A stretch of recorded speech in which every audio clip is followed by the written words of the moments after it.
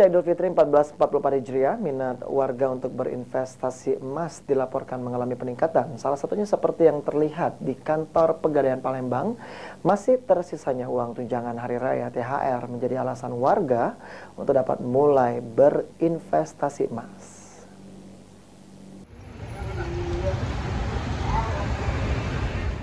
Pasca Idul Fitri 1444 Hijriah, minat warga untuk berinvestasi emas mengalami peningkatan, salah satunya seperti yang terlihat di Pegadaian Galeri 24 Palembang. Masih tersisanya uang tunjangan Hari Raya THR menjadi alasan warga untuk mulai berinvestasi emas lantaran dianggap lebih aman dan menguntungkan. Diungkapkan oleh salah satu warga yang berinvestasi emas, Ayu Gahardika, membeli emas di Pegadaian sebagai bentuk investasi. Pasalnya, kualitas emas mumpuni dan harga tentu tidak turun karena mengikuti laju inflasi, bahkan cenderung naik.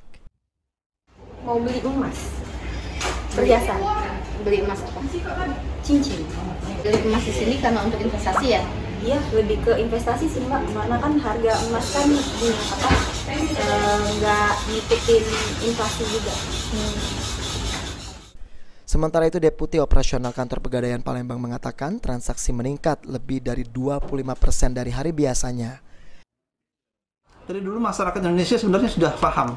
Mau lebaran tuh mereka pamer juga gitu. Tapi sebenarnya ada kenaikan signifikan berapa persen gitu Pak dibanding dengan bulan-bulan biasa?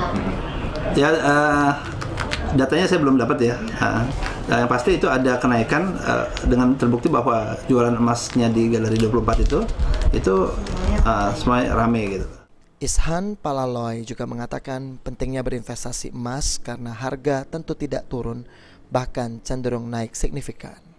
Sandi Pratama, PAL TV.